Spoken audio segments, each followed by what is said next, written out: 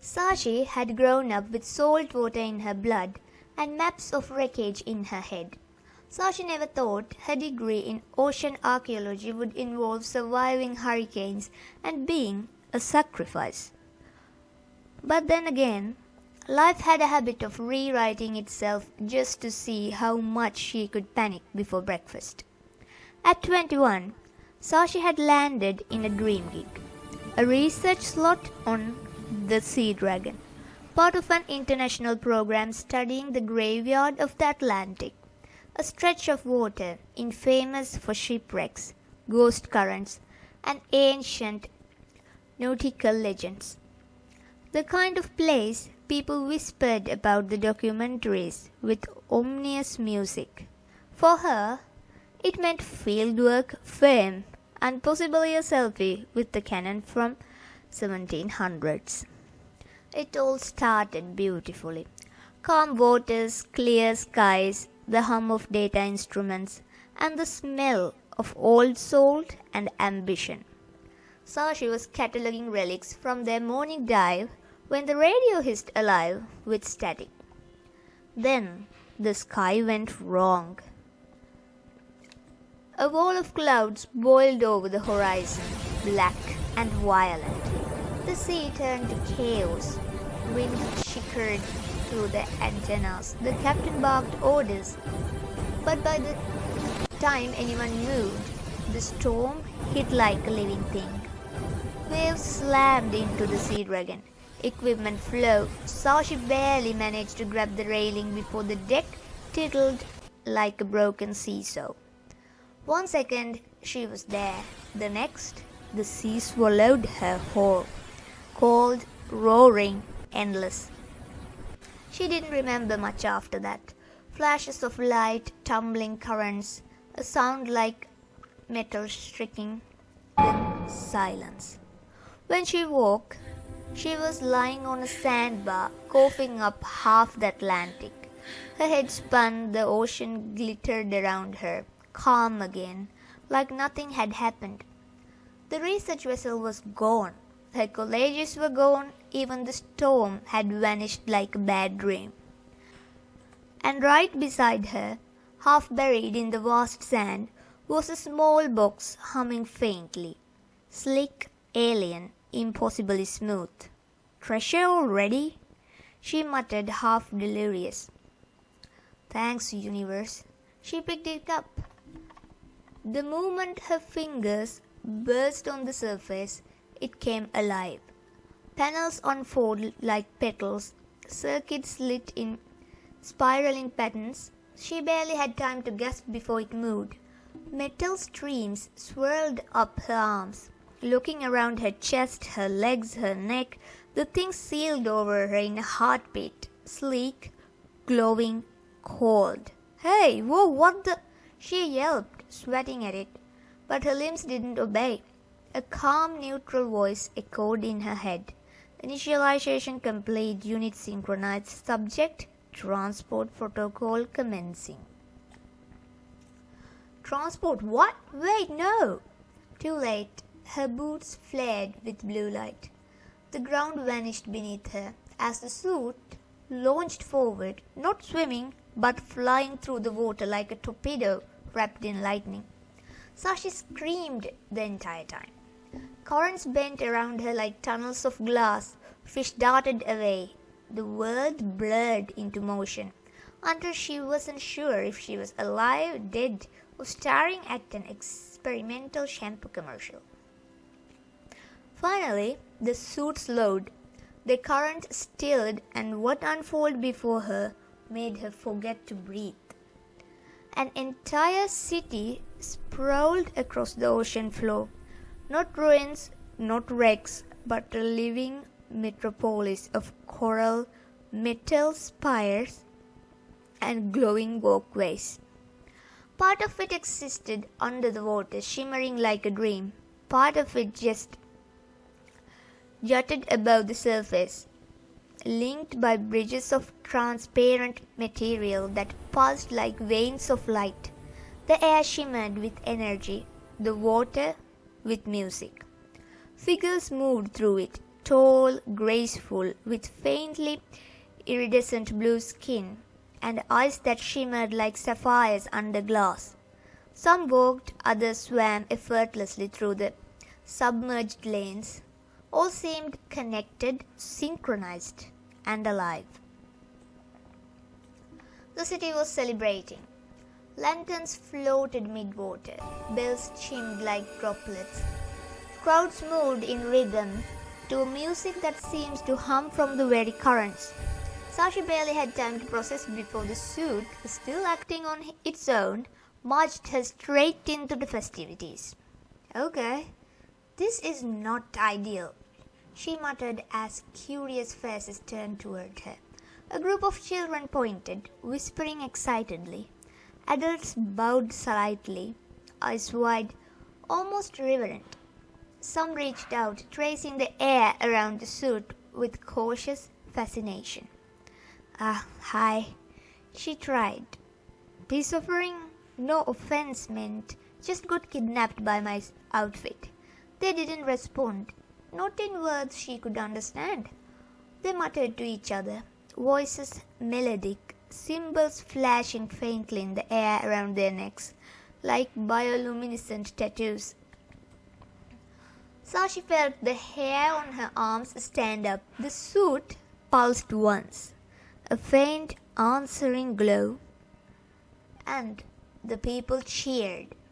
"Oh no," Sashi whispered. "They think I'm part of it." The celebration intensified. Drums, or something like them, thundered through the city. Processions formed, carrying crystal orbs and woven banners of electric light. At the center plaza, the crowd gathered before a massive structure. An arching dome of glass and coral fused into one.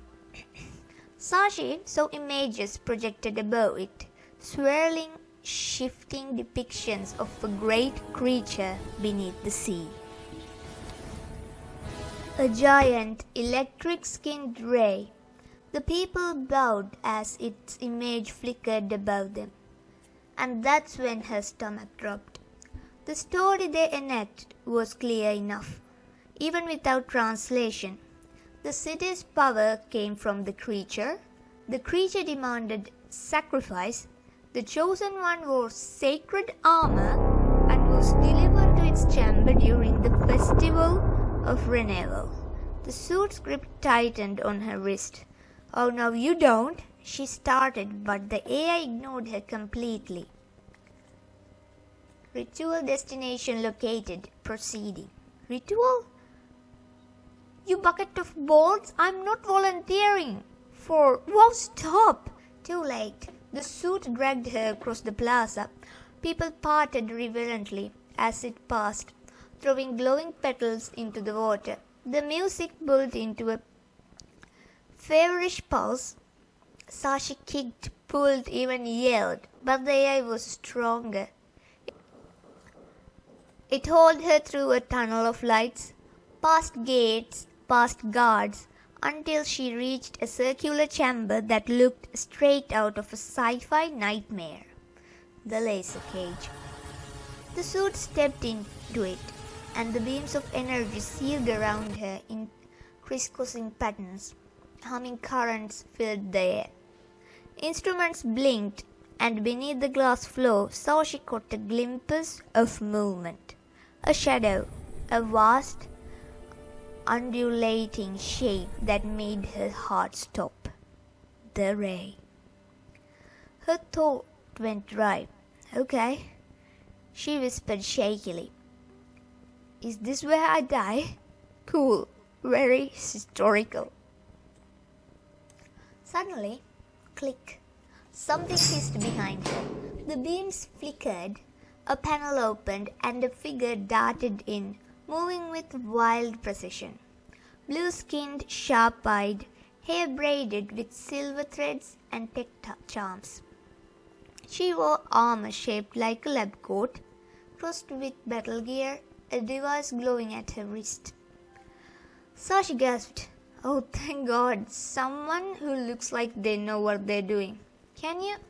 The woman didn't answer. She pressed a button on her wrist, and the suit peeled back like an reacting shell.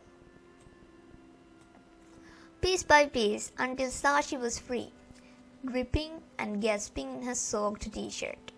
Sashi blinked at her savior. "You can hear me, right?" No response. The woman's eyes darted across the room, nervous, calculating. She pulled a small capsule from her belt, a bright pink pill glowing faintly. And before Sashi could even step back, the woman grabbed her jaw and shoved it into her mouth. "Whoa, hey!"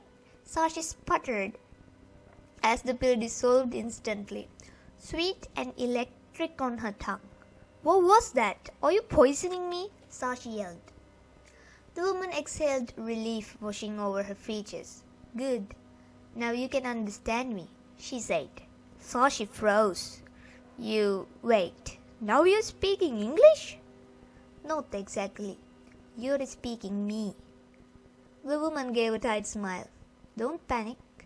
I had to override your authority codex. It'll fade," she said. "Oh, great. Brain hacking candy. Love that for me." "Who are you?" Sashi asked. The woman grabbed a sleek syringe device from a console. It glowed crimson as if it filled with something from a vial. No, not a vial. A line connected straight to Sashi's arm. Sashi's eyes widened. Whoa. Personal space. What's that thing?" "Blood extraction," the woman said quickly, working with frightening efficiency. "Your blood is the key. You were chosen to offering for the ray of Voltari. The suit brought you here automatically," she started to explain. "Excuse me? Offering?" Sashi panicked. The syringe beeped softly as it filled with crimson light. The woman looked up at her, eyes flickering with something like guilt. "I am sorry. My name is Kiara. My brother rules the city. And if he finds you are here, he'll finish the ritual himself." Sashi's breath caught. "You mean kill me?" Kiara hesitated. "Sacrifice you. Technically, he believes the ray will die without human blood at every renewal. But I run the test. It only needs the genetic markers, not a life," Kiara said with a smile. "So what? You're stealing my blood to save your city and me?" Sashi asked. "Correct." Kiara snapped. The cylinder shut, sealing it in a container glowing blue. "Now move. Guards will have detected the cage bridge." Sashi blinked. "Wait, what about—" Kiara didn't wait. She grabbed Sashi's wrist and pulled her down a corridor lined with water-filled glasses, tubes and floating holograms. The place looked like a high-tech aquarium merged with the physics lab. "Where are we going?" Sashi asked while running as Kiara guided her. "My lab. There's a vessel docked at there can send you to surface," Kiara said. Sashi asked, "Surface? I don't even know where we are." What Kiara said next made a lot of sense. Better confused than breathing, than worshipped and deceived. They burst into a chamber filled with instrument-going space, Kiara's lab. In the center sat a sleek capsule, like a torpedo with windows and soft seats. The air shimmered as alarms began to wail outside. Kiara turned sharply. "Get in." Sashi hesitated. "Wait, you're not coming?"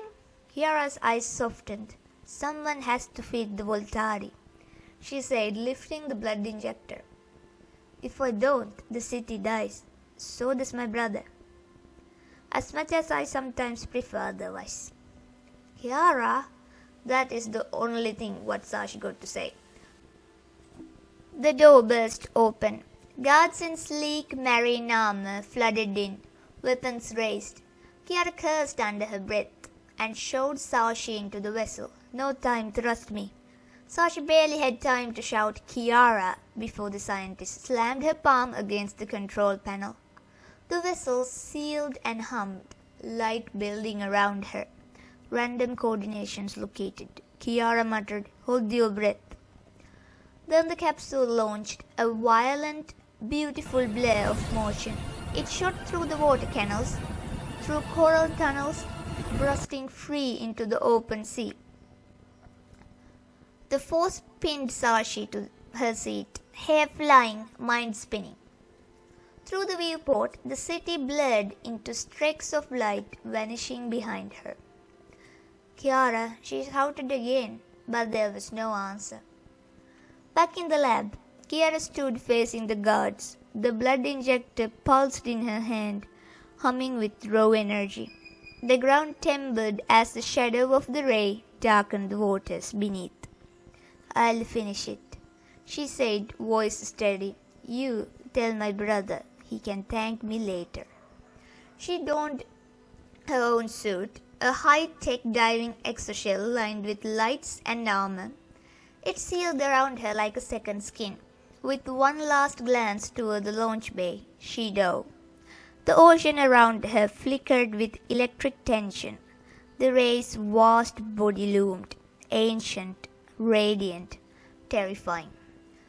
She approached with the injector, her visor reading energy spikes off the charts. Carefully, reverently, she released the blood into the conduit. A low rumble vibrated through the sea. The creature's skin flared with light, deep, thunderous blue. Power cascaded through the city's conduits. Lights brightened, systems stabilized. Voltari was fed, not by death, but by life.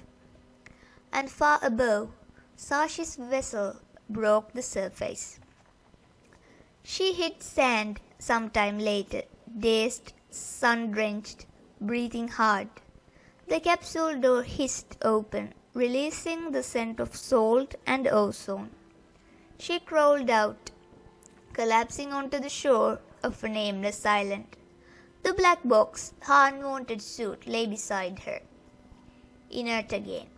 She stared at it for a long while, memories replying in dizzy fragments. The glowing city, the music, Kiara's sharp voice, the pill, the syringe, the look on her eyes before the launch. She didn't know if Kiara had survived, or if the ray had calmed, or if the city was safe. But as the tide washed again her fingers, she smiled faintly. "You did say to trust you," she muttered, "so I will." The waves lapped gently in reply. The ocean shimmered with quiet light as if somewhere deep beneath, a Leviathan was dreaming peacefully again. And for the first time in a long time, Sashi let herself laugh, half in relief, half in disbelief, at the absolute absurdity of surviving the weirdest archaeology trip in human history.